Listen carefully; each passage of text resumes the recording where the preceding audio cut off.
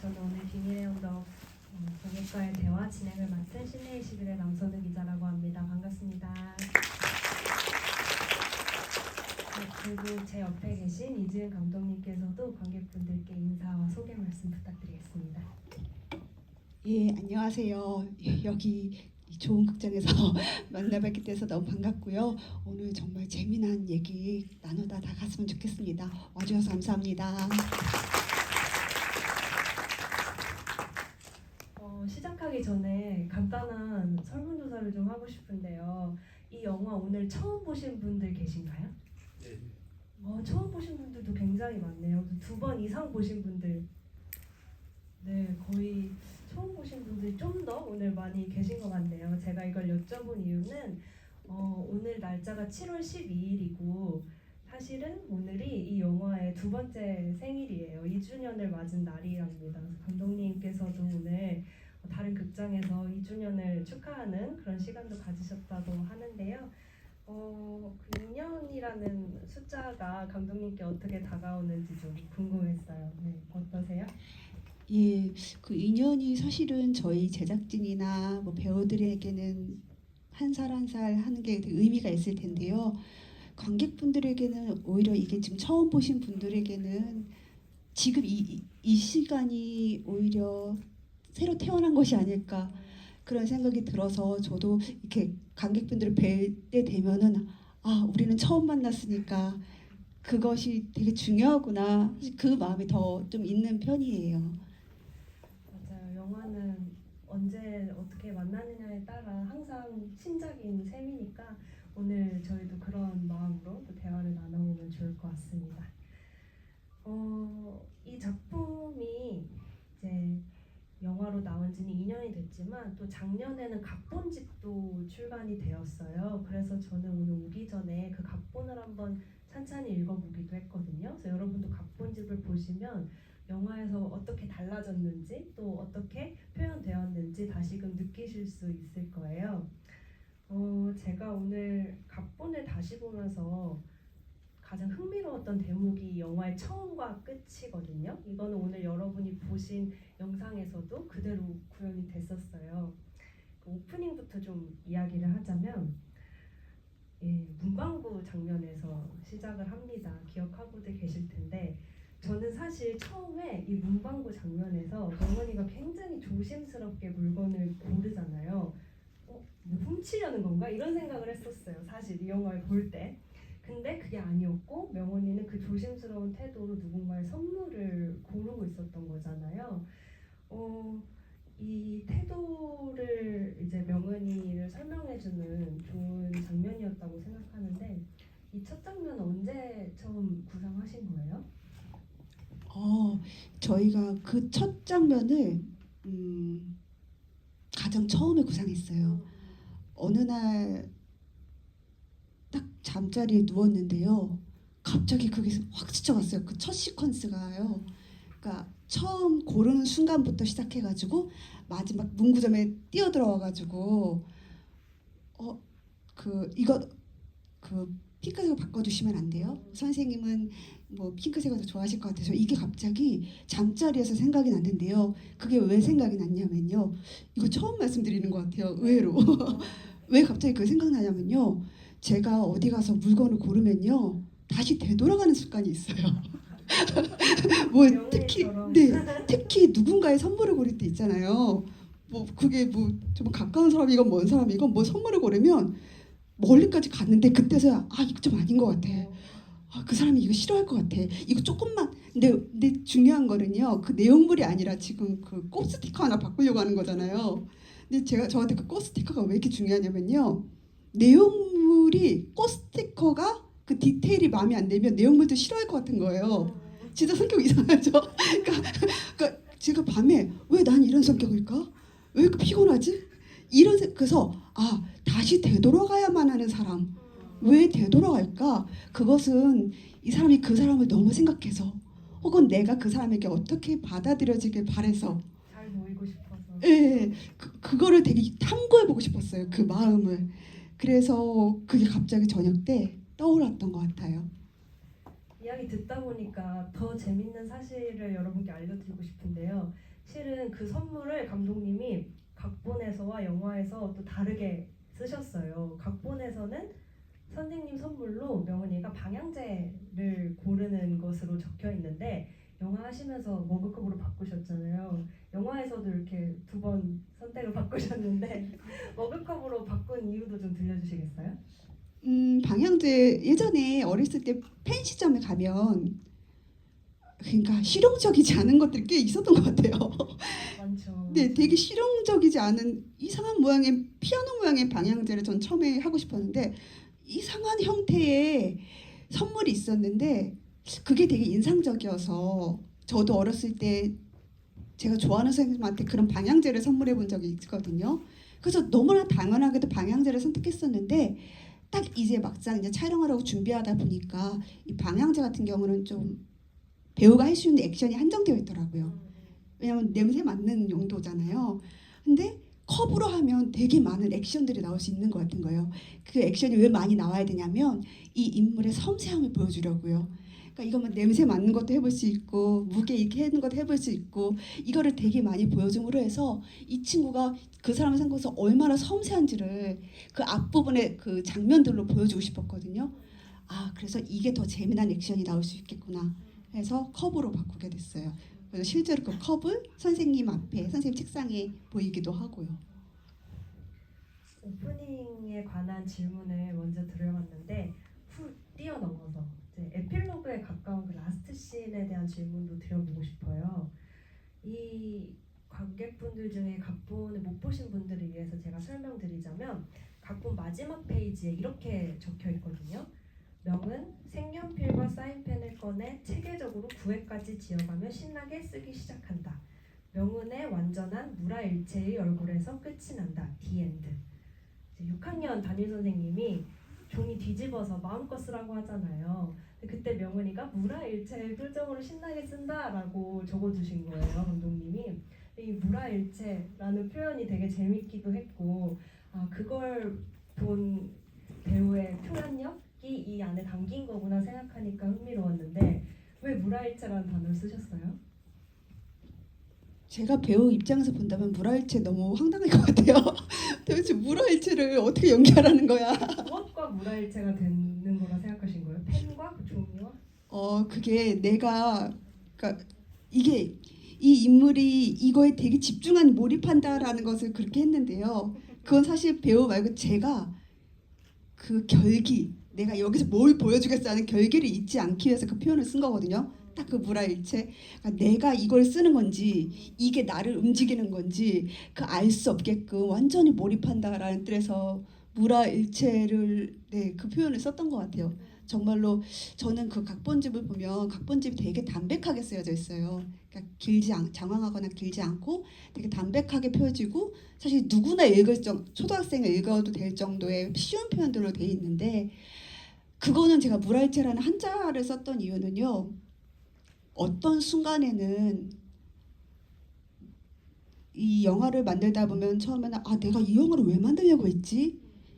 때로 현실적인 여건 때문에 그렇게 합리화하게 될 경우가 있는데 제가 그거를 딱 각인시켜 놓음으로 해서 아 나 이거 하고 싶은 거 잊지 말아야지. 어찌 보면 그 표현은 제가 그걸 잊지 않기 위해서 쓴 표현이기도 해요.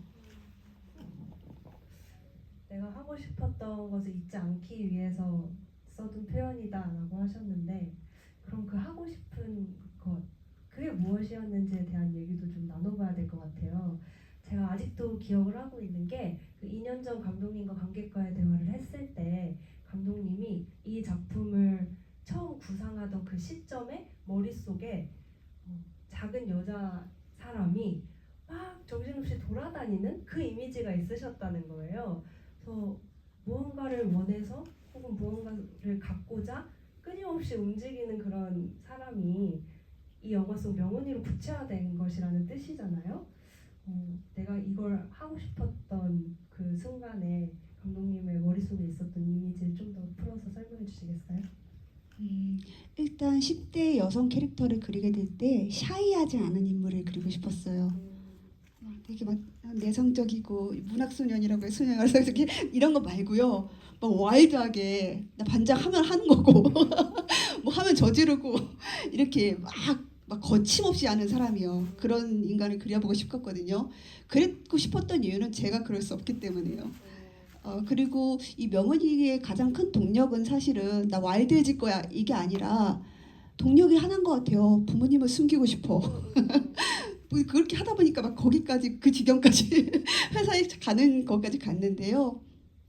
그래 그 동력 하나 때문에 명은이가 되게 많은 걸 하게 됐는데 저는 하지 못하는 그런 행동들을 누가 보면 사실은 부모님한테 그래도 돼? 배은망덕한 이렇게 할 수 있지만 오히려 이게 영화이기 때문에 부모님을 창피해서는 안 된다는 금기를 넘어보고 싶었던 것 같아요. 그리고 관객을 하여금 저 왜 이렇게 굴욕적인 행동을 해? 왜 이렇게 수치스러운 행동을 하지? 그거를 인물이 대신 겪게 해주고 싶었던 거예요. 대신 겪게 해줌으로써요. 내가 하지 못했던 그 모습을 보여주고 싶었고 그러므로 해서 본인 스스로를 정화시키고 나는 이제 어떤 어른으로 이런 고민을 갖고 있는 친구들을 바라봐야 되지? 혹은 명은이와 같은 입장을 가지고 있는 친구가 지금 어디 초등학교에 있다면 저 친구는 저렇게까지 하는구나. 난 저러지는 말아야지. 혹은 그런 마음을 갖고 있는 내가 이상한 게 아니었구나. 인간이라면 저런 마음을 가질 수는 있구나. 그렇게 한번 보여주고 싶었던 것 같아요. 말씀 듣다 보니까 실제 어린이 관객분들의 반응이 어땠을지 더 궁금해지는데요. 이거는 사실 비하인드라고 해야 될까? 이건 사실 제 생각에는 그 시절의 명언이었던 지금은 성인이 된 어른들을 위한 영화 같아요. 막상 제가 초등학생들 학교에 가서도 틀어보고 했는데요. 그리고 이제 또 지인들의 자식들이 있잖아요. 그분들 얘기 들어보면 아니 저 언니 왜 저래? 저 언니 왜 이렇게 나빠? 이런 왜 부모님도 왜 그러는 거야? 이런 반응들도 있었고요. 친구들이 해외에서도 해외 초등학생들을 봤어요. 선생님만 이렇게 보고 있고 아이들은 막 이렇게 하다가 어느 순간에 딱 집중되냐면 싸울 때 있죠. 그때만 딱 집중이 돼요. 왜냐면 싸움 보면 제일 재밌어요. 그 친구들은 삶이 어떤 건가 보다는 막 선 앞이 딱 뚜렷하고 그러니까요. 그런데요. 제가 중요한 거는 그 반 친구들이 30명 있다면 30명 중에 28명이 저 친구가 왜 부모님을 창피한지 이해할 수가 없어. 가정 환경조사사가 왜 부끄러운 거야? 난 아무렇지 않은데 28명은 그럴 수 있어도 난 두 명은 안 그런 친구들이 있을 것 같거든요. 제가 그랬고요. 그 친구 2명을 위해서 저는 만든 영화라고 생각을 해요. 왜냐면 저도 어렸을 때 그런 영화를 보길 바랬는데 누군가 그런 걸 만들어주길 바랬는데 그런 마음에 어린 친구들에게는 2명만이라도 있으면 좋겠다는 생각입니다. 분명 어딘가 있을 것 같아요. 명은이 같은 친구들이. 제가 앞서 감독님께 이 영화 2년 되었다라는 이야기를 드렸는데 이 시간의 흐름이 이 영화를 좋아했던 관객들에게도 새로운 경험을 안겨주는 것 같아요. 왜냐하면 제가 이 영화를 처음 봤을 때는 제 직업 때문이기도 하고 제가 좋아하는 일이기도 해서 그런지 이 영화를 자꾸 글쓰기라는 테마로 해석하고 싶은 막 욕망이 드는 거예요. 에세이 쓰기와 소설 쓰기의 차이는 무엇일까? 솔직한 글이 정말 좋은 것일까 하는 식의 초점을 맞추고 이 영화를 더 사랑하게 되고 궁금해지는 그런 마음이 있었는데 오히려 이 영화를 2번째로 다시 보니까 그런 초점보다는 정말 이 영화에서 명은이의 동력으로 활용되는 그런 감정들에 더 집중하게 되더라고요. 그래서 저에게도 참 재밌는 체험이었는데 이 영화의 동전의 양면처럼 등장하는 감정이 저는 방금 감독님이 말씀하신 그 부끄러움과 또 인정받고 싶은 마음이라고 생각을 했어요. 극중 명은이에게 다 있는 그런 마음인데 한편으로는 이 두 마음을 감독의 것이 아니라 인물의 것으로 딱 삼고 영화를 굴려가야 하잖아요. 근데 감독님이 결말을 쓸 때까지도 이 결말을 감독이 바라는 것일까 명은이 바라는 것일까 고민했다고 들었거든요. 이 둘 사이의 차이는 무엇인지 좀 궁금하더라고요. 제가 마지막까지도 엔딩을 정하지 못했었어요. 촬영을 준비하면서까지도. 그리고 제가 초반에 제작 지원을 내거나 할 때 시나리오의 엔딩이 달랐었거든요. 그때 엔딩은 되게 거창했어요. 명은이가 나중에 되게 유명한 장관이 돼가지고 직업 타파 직업을 차별을 없애는 거예요. 그럼 앞에 있는 사람들이 쫙 막 만세를 외치면서 이명은 만세! 하면서 약간 레미제라블처럼. 평론가가 되는 거군요. 근데 저는 그게 되게 영화적으로 되게 멋있을 것 같은 거예요. 근데 그게 제가 지나고 나서 보니까 약간 그 명의는 그 장관이 뭔지 모를 것 같아. 근데 이지훈이 그걸 되게 멋있는 감독으로 인정받고 싶은 거예요. 이지훈의 야심이 이걸로 하면 뭔가가 될 것 같은 거예요. 근데 제가 그거 아니라는 거 알게 됐어요. 두 번째 이제 요즘엔 좀 쿨한 여자가 되잖아요.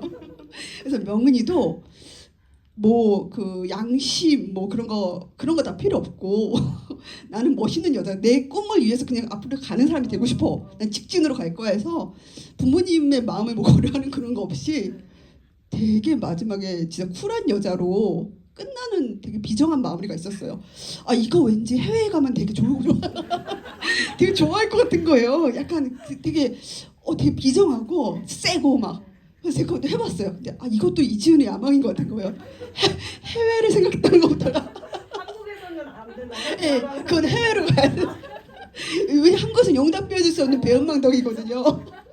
그래서 제가 두 개 다 가봤는데 이거는 아무리 생각해도 그냥 이지훈 작가이자 감독인 이지훈의 음악이었고 명언이라면 다시 양심에 손을 넣고 명언이라면 무엇을 원했을까?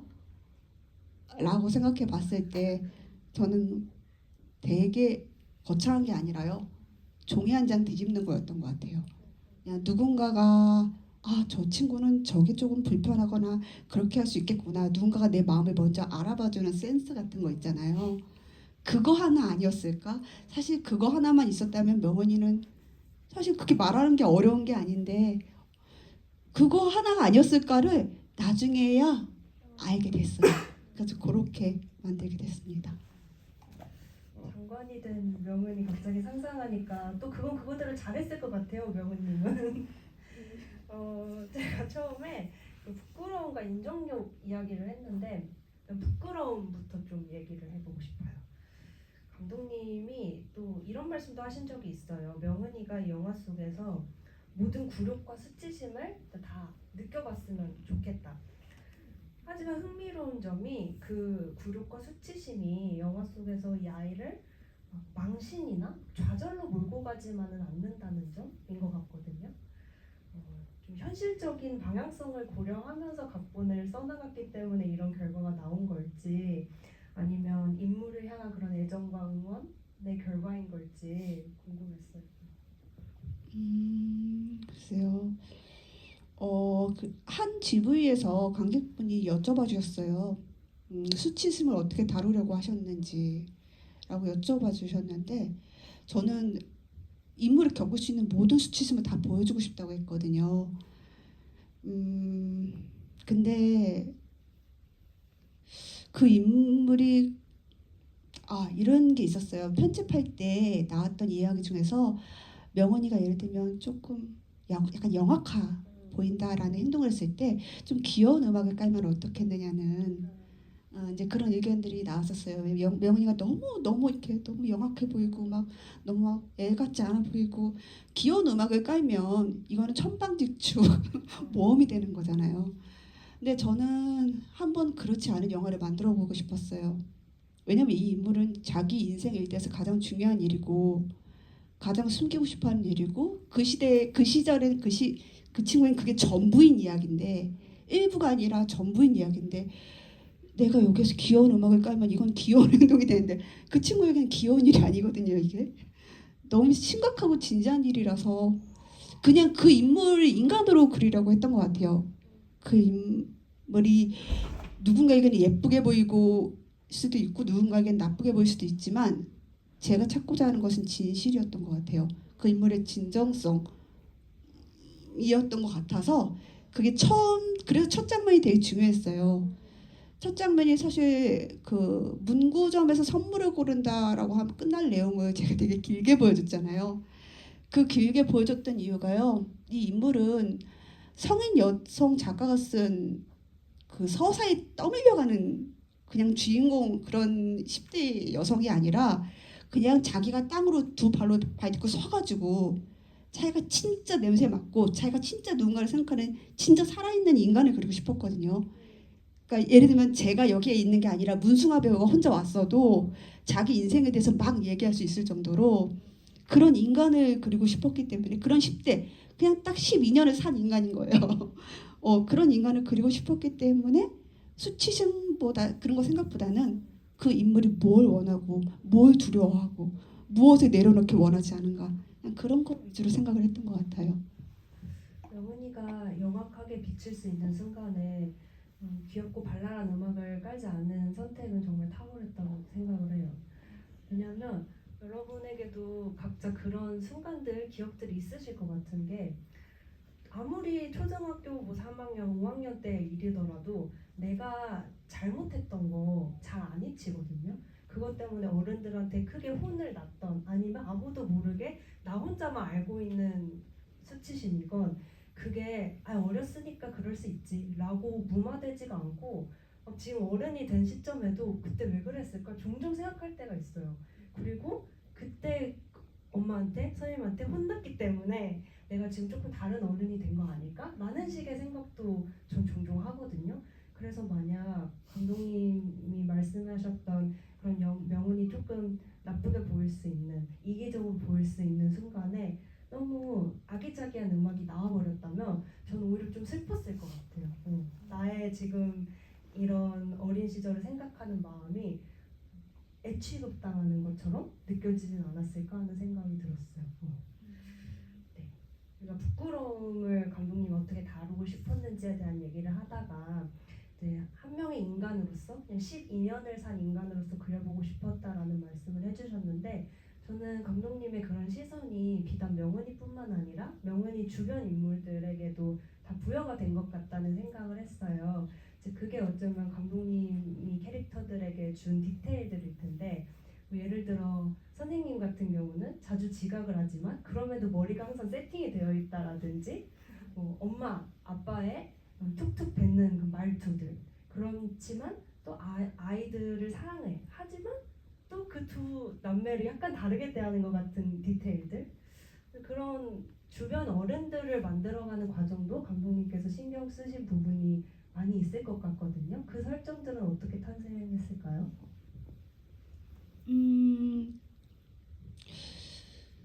그것은 제가 성인이 성인이 돼서 그랬을 것 같아요. 근데 제가 약간 조금 더 일찍 만들었다면 명은의 시선으로만 만들었을 것 같아요.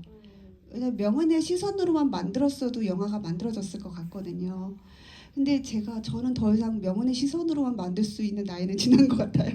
왜냐면 저는 오히려 어른들의 뒷모습이 보이거든요. 그러니까 예를 들면 그 가게 문을 새벽 문을 여는 엄마 있잖아요. 명언의 시선으로만 보면 엄마가 문을 뭐 새벽에 여시건 그건 그냥 문을 여는 행위인데 저는 그 혼자 깜깜한 새벽에 나가서 여는 행위가 너무 무서울 것 같거든요.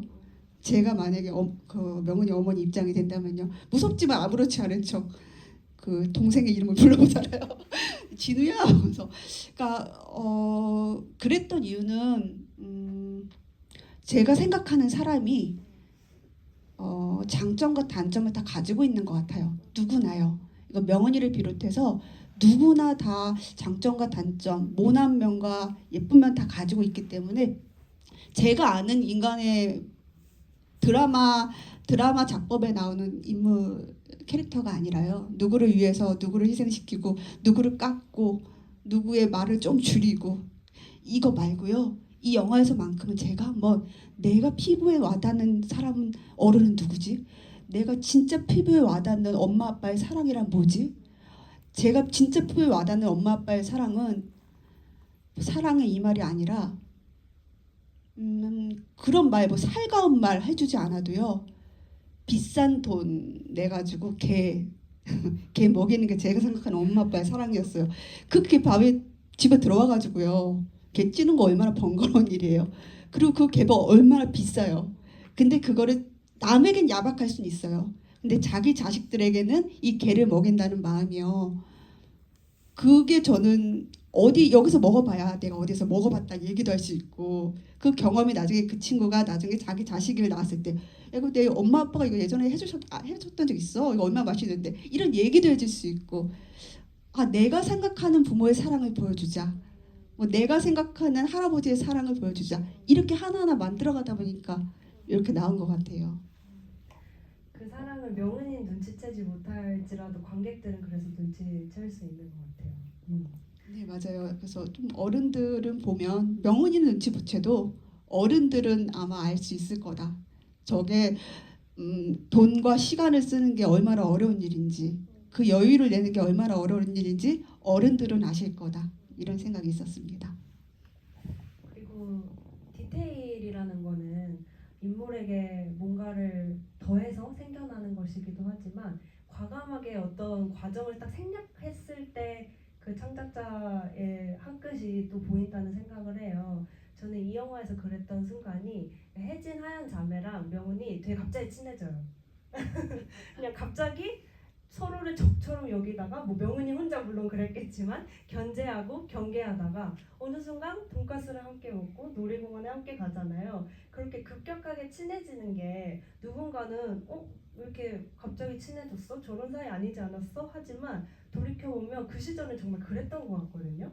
학생들 사이에서 안 친해 보였던 친구들이 갑자기 붙어 다니고 막 저에게도 그런 일이 생기고 했는데 감독님도 이 두 친구들, 이 세 친구의 관계를 어떻게 보여주고 싶었는지 여쭤보고 싶었어요. 되게 잘 캐치해 주신 것 같은 게요. 그래도 가능한 한 90% 이상은 넘게는 관객들이 납득해야 된다라는 생각에서 그 세팅으로 보통은 가져갔어요. 근데 때로 몇 구간은요. 지금의 저는 이해할 수 없는 논리지만 그 시기에 그 친구들에겐 이해할 수 있는 논리를 몇 개 넣었어요. 그러니까 말씀하신 것처럼 그 명은이가 그 자매와 친해지는 과정이요. 사실은 관객분들에게 납득하게 하려면 조금 더 중간에 필요한데요. 왜 저건 그냥 그대로 넣었는데 바로 왜 갑자기 친해지지? 그 시절엔 정말로 갑자기 근데 부모님 친구 만나도 부모님 친구 딸 만나도 갑자기 친해지고요. 그리고 갑자기 빠이빠이 갑자기 빠이빠이 하고 되게 빨리 있고요. 또 다른 친구 빨리 사귀고 그게 너무나 그 친구들의 어떤 그 질서라고 그쪽의 규칙이라고 해야 될까요? 그런 게 몇 개 넣었는데요. 그게 그 중에 하나입니다. 다른 것도 하나 들려줄 수 있어요? 그거요. 명은이가 그 갑자기 친구들한테 왕따 당해가지고 혼자잖아요. 네. 인싸였는데 갑자기 운동장에 혼자 앉아 있고 갑자기 이러고 있잖아요. 그것도 이제 그 시기에 여자친구들이 오늘은 친했는데 내일 갑자기 학교 가면 친구들이 날 따돌림 시키고 따돌림 시키고 있는 그 약간 이해할 수 없는 그런 세계가 있는데 그런 것도 그런 측면 중에 하나입니다. 예, 모두를 설득시킬 수는 없지만 저 때의 시기를 겪고 있는 분들은 알 수 있는 디테일이라고 해야 될까요? 그게 거기에 있었던 것 같습니다. 제가 이제 감독님께 질문 하나만 더 드리고 관객분들께 마이크 넘기려고 하는데요. 이제 인정 욕구에 대한 이야기, 아까 못다 했던 질문을 좀 드리려고 해요. 명은이한테는 이렇게 반장이 되고 학교 대표로 대회 나가고 상 받고 이런 것들이 너무 중요하잖아요. 근데 신문에 실리는 이 시 대회 수상작이 만약에 뭐 평화 통일에 관한 것이나 환경 보호에 관한 것이었다면 이야기가 이렇게 진행되지 않았겠죠. 근데 가족에 관한 글이었기 때문에 명은이가 어떻게 보면 그 대상이라는 영예를 포기한 거잖아요. 근데 이 선택이 단순히 이렇게 가족에 대한 사랑과 보호하고 싶은 마음만으로 결론 지을 수 없다는 게 또 이 영화의 매력인 것 같거든요. 저는 한편으로 이 명언이가 좀 사회적 존재로서의 스스로를 지키고 싶은 마음도 있었을 것이고 또 부모님과 친구들에게 자기가 거짓말해온 그 역사를 들키고 싶지 않은 마음도 저 있었을 거라고 생각을 했어요. 그래서 감독님께서도 이 명은이의 선택이 어떻게 좀 비춰졌으면 했는지도 여쭤보고 싶었고 또 명은이가 그 대상을 놓침으로써 얻은 것은 무엇일까에 대해서도 한번 얘기해보고 싶었어요. 어, 저는 사실은 그거 다 복합적으로 들어있었다고 생각을 해요. 이거를 내가 가장 큰 마음은 부모님에게 상처 주고 싶지 않은, 가족에게 상처 주고 싶지 않은 마음도 있겠지만 어딘가에는 누군가 볼 때는 이 친구들이 친구들에게 까발려지는 거, 자기 그동안의 거짓말에 까발려지는 게 두려운 건가? 그걸 숨기고 있나? 그렇게 생각하실 수도 있을 것 같아요. 그거는 아마 보시는 분마다 다 그렇게 생각하셔도 되고요. 근데 제가 만들었을 때는, 그리고 지금도 생각하고 있는 거는 정말 상처 주고 싶지 않아서요. 상처 주는 게 무서워서요. 왜냐하면 가족은 내가 세상이 나를 비난해도 가장 마지막에 갈 수 있는 종착지, 가장 숨을 수 있는 종착지인데요. 그 가족에게 이런 상처를 입힌다는 것은 너무나 큰 무서움, 너무나 큰 두려움일 것 같거든요. 그런 마음으로 만들었었어요. 그런 마음일 것 같고, 왜냐하면 중간에 자매의 모습을 봤잖아요. 자기의 어찌 보면 좀 친구들은 부끄러워할 만한 것들을 막 떳떳이 함으로써 친구들이 의외로 그렇게 보지 않는다는 걸 알게 됐잖아요. 그래서 명훈이도 자기 그 얘기를 할 수도 있었겠지만 어쨌든 저는 못한 거는 내가 가장 가까운 사람에게 이거를 보여주는 것은 나는 진짜 불편해서요. 진짜 불편해서 그게, 그래서 그 언덕에 묻어준다는 의미도 뭐 찢거나 불태우지 않고 언덕에 묻었던 것은 내가 생각해도 그게 역작인 것 같거든요. 내 인생의 가장 큰 역작인데 내가 어떤 그 말로 설명스러워 어떤 불편해서 지금 내가 보여주지는 못하는데 이게 이성적으로 어떻게 말할지 모르겠는데 일단은 지금은 잘 묻어두자. 내가 언제 지혜가 생기고 누군가에게 상처 주지 않을 정도의 실력으로 그 이야기를 또 다룬다고 하더라도 누군가에게 막 콕콕 받으면서 누군가를 공격하면서 하지 않을 수 있는 어떤 그때를 기다릴지도 모르겠어요. 명은이가 어쨌든 지금은 아니다. 지금 이때는 아니다. 지금 무르익지 않았다. 라는 마음으로 저는 그렇게 했고요. 하나 여담이 있다면 문승아 배우가 말했어요. 문승아 배우는 그거를 일주일에 몇 번 파낼 거래요. 명훈이 맞죠? 막 그거를 그 명훈이 성격에서 몇 번 파낼 것 같다고 이렇게 얘기하더라고요. 그건 제 의도와는 좀 다릅니다. 네, 여러 가지 비하인드를 또 재밌게 들려주셨는데요. 관객분들도 궁금한 점이 많으실 것 같습니다. 객석에서 손 들어주시면 마이크 전달해 드릴게요.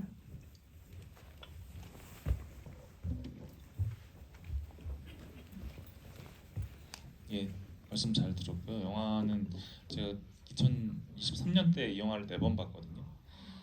그리고 또 오랜만에 보는 건데 그해 가장 좋았던 한국 영화였던 것 같아요. 그래서 오랜만에 다시 보는데 너무 많이 봐서 좀 물릴지 않을까 했는데 이번에도 늘 좋더라고요. 그래서 감사하게 생각하고요. 영화의 오프닝을 보면은 그 금색이랑 핑크색이 나오잖아요. 그게 제가 볼 때는 그냥 그런 생각이 들었거든요. 금색하면 누구나 다 좋아하는 거고, 근데 핑크색은 그 본인이 어떻게 진짜로 그렇게 이상향으로 생각하는 부분인데 금색을 택했다가 핑크색을 택하는 부분이 이 후반부의 그 바꾸는 과정이랑 좀 겹치는 부분이 있어서 초반에 그런 복선을 미리 깔아둔다는 느낌을 많이 받았는데 혹시 그게 맞는지 궁금하고요. 그리고 한 가지 더 말씀드리면 그 회장 어머니가 중반에 서점에서 나오잖아요. 근데 그 어머니 헤어스타일이 명은이랑 똑같더라고요. 그래서 명은이가 나중에 크면은 약간 그런 느낌이지 않을까? 자기가 약간 고상하고 그런 느낌을 좋아하니까 이상향으로 생각하지 않을까라는 생각도 들었는데 그 회장님 어머님이 갖고 있던 책이 우울증에 관한 책이었어요. 그래서 혹시 그 회장님이 우울증이 있는 부분이 있었는지도 궁금합니다. 네, 일단 첫 질문부터 대답을 드리자면, 되게 잘 보신 것 같아요. 일본 대꾸를 위해서 그렇게 깔았고요. 그거는 어떤 의미였냐면, 내가 좋아하는 것을 할까? 남들이 좋다는 것을 선택할까? 내 인생에 있어서요.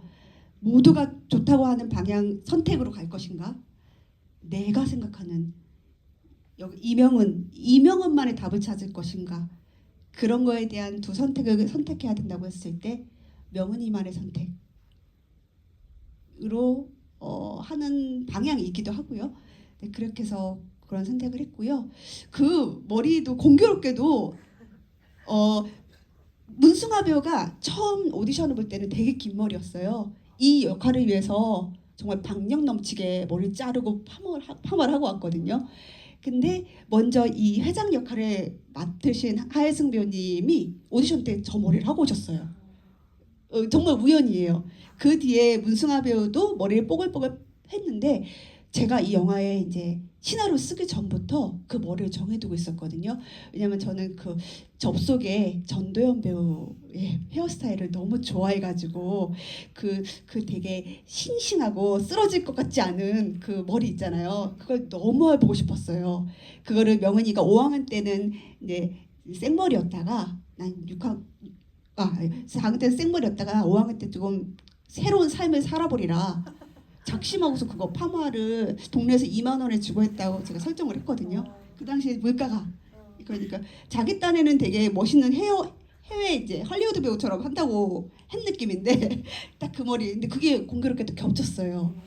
그리고 그 우울증 인지치료 책은요.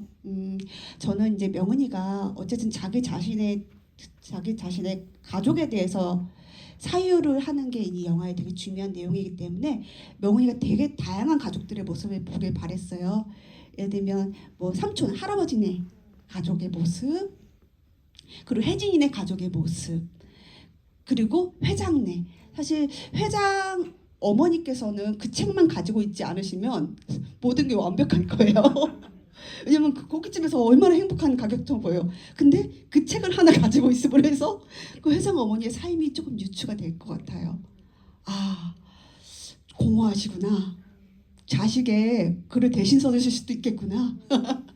그거는 이제 그 관객분들에게 조금 재미난 풍성한 좀 영화가 됐으면 좋겠다라는 생각에서 넣은 디테일이었어요. 예, 근데 그걸 봐주신 것 같아요. 감사합니다. 또 질문을 좀 들어볼까요?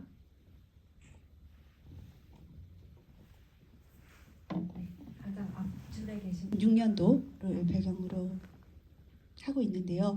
일단 저희가 큰 규모가 아니었기 때문에 예산이 정말 모든 세트라 모든 것들을 다 구현해낼 수 있는 세트가 아니었기 때문에 제가 중요하게 생각한 것은 인물의 일단 생각을 고증하자. 그 시대에 사람들이 했을 법한 생각들 있잖아요. 인물상을 고증하거든요. 이를테면 뭐 교실에서 커튼을 달아주는 부모님들 근데 그 선생님이 가만히 쳐다보고 있잖아요. 지금 생각하면 굉장히 이상한 그림. 저 뭐지? 되게 이상한 그림인데 그 시대는 그게 좀 통용이 됐어요. 그게 이상하지 않았어요. 학부모님들한테 시계를 받고 화장품을 받는 게 이상하지 않았어요. 그런 것들이요. 그리고 그 시대는 핸드폰이 없었기 때문에 핸드폰이 있었나요? 하지만 그때 통용이 되지 않았었죠. 그때면 이제 수첩에 적는 뭐 아이들의 감성이라든가 그러니까 그런 감성들을 더 많이 위주로 생각을 했고요. 그리고 배우들이 걸치는 뭐 의상, 에란 배우가 굉장히 많은 옷을 입었거든요. 의상이라든가 액세서리, 화장, 먹는 거 이런 것들에 오히려 신경을 많이 썼어요.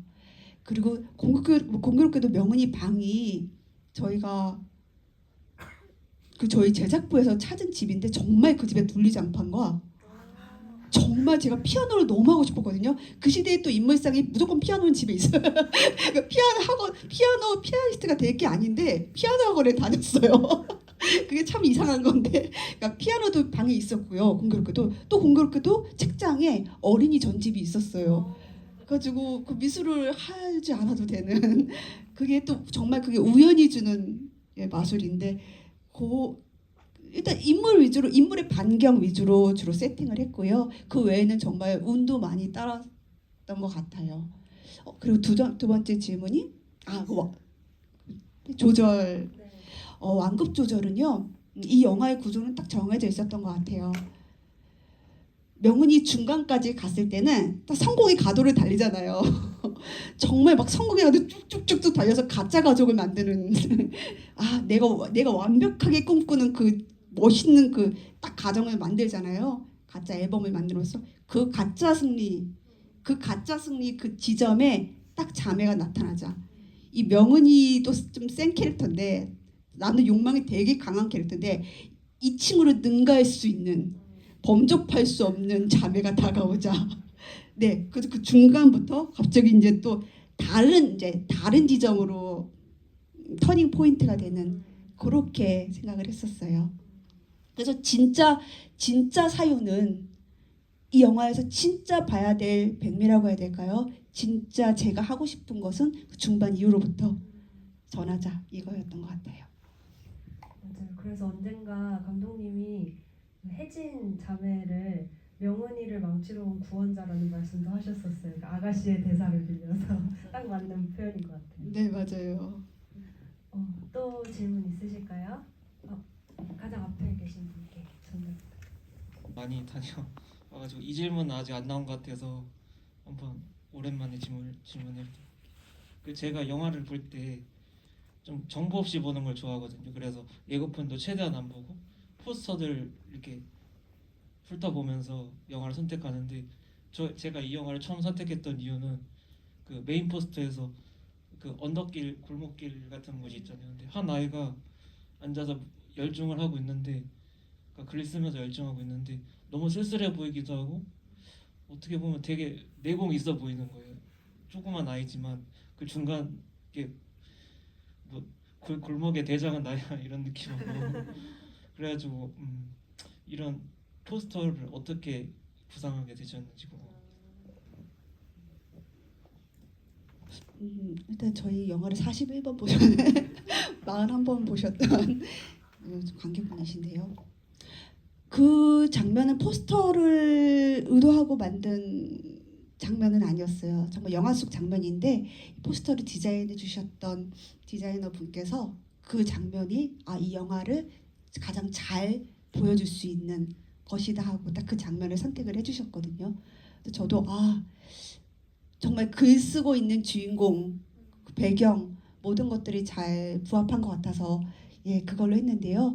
여기서 여담을 말씀드리자면 제가 초반 단계에서는 명언이가 자기가 막 생각을 하면서 집을 막 올라가면서 막 여러 가지 생각을 하겠구나. 글을 어떻게 써야 되는지, 가족은 무엇인지. 저는 옛날에는 뭐 가다가 비디오 가게 앞에 돌다리에서 쓴다. 그러면 쓰면은 뭐 사람들이 지나간다. 이런 생각도 해본 적은 있었거든요. 근데 그 계단에서 쓰는 거는 정말 헌팅을 하다가 여기 되게 예쁘다. 여기서 쓰면 좋겠다. 그래서 그것도 우연히 만들어준 상황인 것 같아요. 그 제작팀이 어느 동네를 먼저 생각을 해주셨고 저도 그 동네를 막 돌아다니다가 여기가 너무 이쁘겠다. 여기에서 명은이가 걸어갔을 때 명은이가 하늘을 보면 참 예쁘겠구나. 여기에서 글을 쓰면 되게 그 분위기가 살겠구나 하면서 그것도 그때 선택을 했던 것 같아요. 네, 또 질문 받아보겠습니다. 이번엔 뒷줄에서 한번 받아볼까요?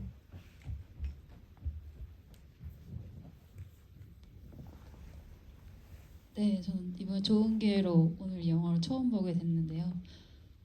중간에 명훈이가 친구랑 싸우고 나서 이마 쪽에 상처가 났던 장면이 있었는데 그 장면에서 상처를 가리고 집으로 갔는데 어머니가 머리를 이렇게 쓸었으면서 상처를 보신 것 같은데도 그 부분에 대해서는 반응이 없었거든요. 그 집에 돌아오니까 명훈이 오빠가 친구랑 싸운 건 또 아버지가 알고 있는 게 신기했는데 그 부분에 대해서 얘기를 들어볼 수 있으면 좋을 것 같아서 질문드렸습니다. 두 가지 생각이 있었던 것 같아요. 이게 명훈이가 아마 이쪽에 상처가 있었을 것 같은데 어머니에게 정말 그게 크게 안 보였을 수도 있고요. 그때 그 시절에는 정말 상처가 이렇게 여기도 많이 났던 뭐가 되게 많이 칠칠치 맞지 못하게 지금은 조금 저희가 좀 관리를 하지만 어렸을 때는 이것저것 상처를 많이 났던 것 같아요. 근데 그게 엄마한테 크게 예를 들면 어머니가 좀 집에 가정에 계시고 집에서 평소에 이제 전업주부로 계시고 이거 너 어디서 다쳤어? 이렇게 하실 수도 있지만 이 명은이 어머니께서는 그게 크게 대수롭지 않게 생각이 나실 것 같고요. 근데 이제 명은이 오빠 같은 경우는 정말 큰 싸움, 왜냐면 운동장에서 정말 큰 싸움으로 좀 크게 번진 싸움이었기 때문에 그건 좀 많이 크게 혼나지 않았을까 이런 생각했습니다. 옆에도 손 들어주셨죠. 네. 네, 영화 감사히 잘 봤습니다.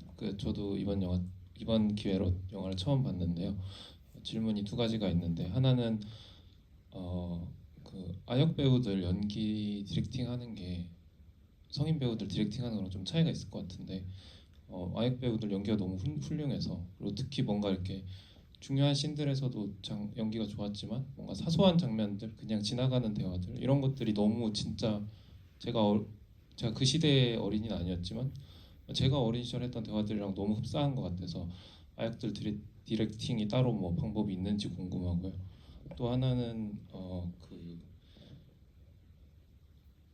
뭘 질문하려 했더라? 그것만 여쭤보겠습니다. 마이크를 받을 까먹었네. 네, 예, 네. 하나 더 해도 될까요? 옆에 네네. 있으신 분. 대신 두 번째 질문 해주시는 네, 걸로. 두 번째 질문은 네, 그 명은이가 이제 엄청 본인이 생각하는 이상 같은 게 뚜렷하고 그 뭐 후원 아동에 대한 전화하는 거에 집착하는 것도 그렇고 그런 게 되게 그런 설정도 인상적이면서 뭔가 공감이 되기도 하고 내가 추구하는 것과 제 그 현실이 다를 때 어떤 느껴지는 그 답답함과 막 왜 저럴까 왜 이렇게 억척스러울까 우리 집은 그런 게 되게 공감이 되기도 했는데 그런 아이디어가 이제 어떻게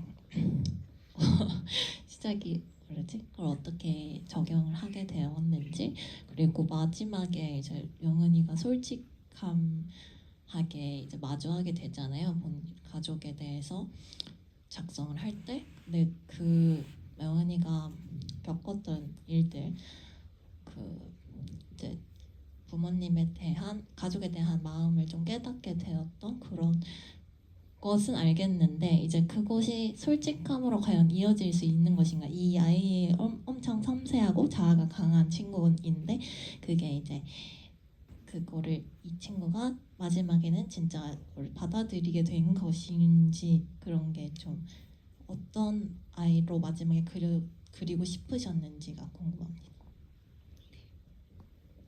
저 생각났는데 또 앞에 했던 질문이랑 약간 유사한 거라서 아까 감독님이 이제 저도 그런 30명 중에 2명에 해당된다고 하셨는데 작품 만드실 때 본인 이야기가 어느 정도 반영된 건지 궁금합니다. 저희가 거의 4가지 질문을 받았는데 하나씩 차근차근 가보죠. 그 어린이 배우 디렉팅부터 들어볼까요?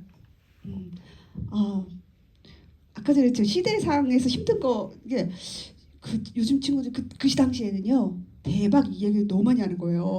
근데 그때 대박 없었잖아요. 근데 이 친구들이 뭐만 하면 좋으면 대박 계속 이러는 거야. NG가 너무 많이 났거든요. 대박 때문에. 지금은 대박도 안 쓰는데 뭐 그런 이슈가 있었어요. 대박 이슈가 있었는데 배우들은 일단 성인 배우들은 제가 평소에 점 찍어두었다가 딱 원픽 캐스팅으로 다 한 경우거든요. 너무나 뚜렷했어요. 이 배우랑 하고 싶었던 이유가 뚜렷했는데요. 그 10대 배우들 같은 경우는 제가 데이터가 하나도 없었어요. 그래서 제가 4개월 동안 오디션을 봤거든요. 4개월 동안 오디션을 보고 딱 그 오디션 중에 만난 배우가 문승아 배우였고 나머지 모든 10대 배우들도 다 오디션을 봤어요. 일단은 이 친구들은 연기를 꿈꾸는 프로 배우였기 때문에 생각하는 것만큼 막 그렇게 막 야생적이거나 그렇진 않은데요. 일단 자연스러운 연기를 위해서 되게 많이 시간을 보냈어요. 정말 많이 시간을 보냈어요. 정말 많이 시간을 보내고 이 명은이 얘기 빼고 다 했어요. 작품 얘기 안 하고요. 서로 뭐 좋아하는 연예인 얘기 그냥 뭐 같이 밥 먹고 그러면서 제가 그랬던 이유는 이 문승아 배우가 이럴 때 기쁠 땐 이런 표정을 짓는구나. 고민할 때는 이런 표정을 짓는구나. 예를 들면 이런 거 하나 해봤어요. 승아 우리 반에 이 반을 발전시키려면 뭘 하면 좋을까라고 하면 저는 제가 집에서 시뮬레이션 해갔을 때 이것도 하고요. 이것도 하고 이거 생각해 갔거든요. 근데 제가 승아 반에서 뭘 바꾸면 좋을까 했는데 둘 다 아무 생각이 없는 거예요. 그리고 둘 다 계속 이러고 있는 거예요. 그게 진짜 반영됐어요. 네, 그런 식으로 승아 배우랑 같이 시간을 막 보내면서요. 제가 이상한 사람이 아니라는 거를 신뢰를 주고자 했어요. 그래서 저 감독님 앞에서는 어떤 연기를 하거나 어떤 이상한 모습을 보여도 괜찮겠구나 라는 그 신뢰를 쌓는 기간을 되게 오랫동안 가졌다고 해야 될까요? 그리고 승아 배우가 만나는 모든 친구들, 부모님 미리 다 만나게 했어요. 그래서 제가 명은이는 이때 이런 감정을 가졌을 것 같아 이게 아니고요. 승아 배우가 직접 그 배우들을 만나서 나는 이렇게 이 배우분들하고는 이렇게 관계를 맺어야겠구나. 우리는 이런 연기를 하겠구나. 본인 스스로 생각하게끔 하는 게 더 저에게는 좋다는 생각이 들었어요. 그거는 이미 제가 오디션 때 승아 배우가 연기를 잘하는 배우라는 걸 알고 있었기 때문에 이 영화는 잘하는 것 이상으로요. 새로운 모습을 끌어내는 게 중요했거든요. 되게 미세한 연기를 끌어내는 게 중요했는데 그 미세한 연기는 제 디렉팅이 아니라 승아 배우가 스스로 만들어내는 디렉팅. 그게 생동감이 있는 연기라고 생각을 했기 때문에 되게 오래 신뢰를 쌓는 기간을 가졌습니다. 그리고 마지막 명은이 성장에 네. 대해서 근데요, 사실 실제로의 저의 성장은 나는 오늘부터 부모님을 부끄러워하지 않을 거야. 그렇게 해서 바로 비약이 되는 성장은 저는 없다고 생각해요. 픽셀인 것 같거든요. 사실은 드라마적인 주인공들은 0에서 10까지 한 번에 오늘은 난 달라질 거야. 내일은 달라질 거야 이러지만 제가 생각하는 진짜 성장은 진짜 픽셀처럼 와서 명은이가 그곳에 부모님 직업을 진짜로 썼다는 거, 젓갈 가게 하나를 썼다는 것만으로 저는 대단한 발전이라고 생각을 해요. 그 뒤로부터는 어떨지 모르겠어요. 진짜로 반 앞에 나가서 더 자연스럽게 말했을 수도 있고요. 그것까지 못 갔을 수도 있어요. 그 뒤에 또 편지를 쓸 수도 있겠죠. 근데 전 더 쓰진 않을 것 같아요. 왜냐면 1년 동안 너무 힘들었어요. 1년 동안 다시 그 일은 겪고 싶지 않을 것 같아서 다른 방법을 마련할 것 같으나 중요한 거는 명은이가 그거를 직접 썼다라는 거예요. 전에는 전혀 직접 쓸 용기를 못 냈을 텐데 그것만으로도 전 대단한 발전이라고 생각했고 그 용기를 냈기 때문에 마지막 명은이에게 그 선물이 왔다고 생각을 해요. 뒤로 뒤집으라는 그 예상치 못했던 선물은 명은이가 먼저 그거를 내려놨기 때문에 받을 수 있었던 선물이 아닌가라고 생각을 했고요. 글쎄요, 명은이가 이명은 저는 이지은 이은은 그러니까 제 이야기가 되게 많이 반영이 된 것 같아요. 일단은 기본적으로는 이 영화는 시작은 가정환경조사서였어요.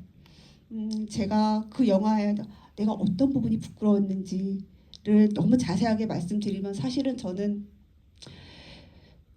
저거는 감독에는 어떤 부분이 부끄러워서 감독의 이야기니까 사실 그렇게 좀 보여지기가 원하지 않았었어요. 근데 중요한 것은 가정환경조사서가 전 되게 불편한 학생이었고 6년 내내 그게 되게 스트레스였어요. 근데 초등학교가 끝나니까 중학교 때 또 하는 거예요. 근데 또 고등학교 때 또 하는 거예요. 그런데 사회에 나와서도요. 가정환경조사서는 사라졌는데 그 사람이 어떤 대학을 나왔고 그 전에 어떤 경험을 했고 이것이 벗어날 수가 없더라고요. 그러니까 왜 이렇게 이 사람의 과거의 어떤 행동이 이 사람의 미래까지 단언하게 만들었지? 그런 생각 때문에요. 어렸을 때 가정환경조사서에 본 직업, 심지어 좌우명, 친구 이런 것들이 전 다 불편했던 것 같아요. 왜냐하면 그게 그 시대의 스탠다드가요. 부모님은 아버지는 회사에 다니시고 어머니는 가정주부신 게 그 시대의 어떤 교과서에 나오는 스탠다드였기 때문에 그것에 벗어나 있어서 그것이 조금 부끄럽고 난 좀 다른 것 같고 네, 지금은 안 그렇지만요. 네, 그래서 그랬던 것 같습니다. 저희가 어느새 1시간이 지나서 네, 질문을 더 받지는 못할 것 같습니다. 네, 맞죠? 네. 너무 아쉽지만 이쯤에서 마무리해야 할 것 같고요. 궁금하신 내용 많이 있겠지만 또 아까 얘기했던 각본집에 되게 다양한 이야기들이 수록돼 있어서 한번 참고해 주시면 좋을 것 같습니다. 그럼 감독님께 오늘 함께 하신 소감을 좀 여쭐까요?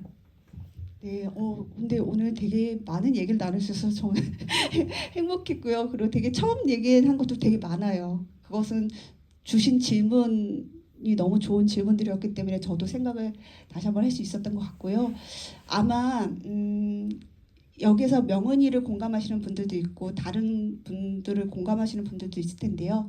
이제 일상을 살아가시다가 그 어떤 인물이든 위안이 되셨으면 좋겠고요. 그때 너만 그런 거 아니었어. 나도 그랬어. 라는 위로를 받으실 수 있으면 좋겠고 나가시는 길에 이 영화를 소재를 가지고 되게 많은 대화를 나누실 수 있었으면 좋겠습니다. 오늘 와주셔서 감사합니다.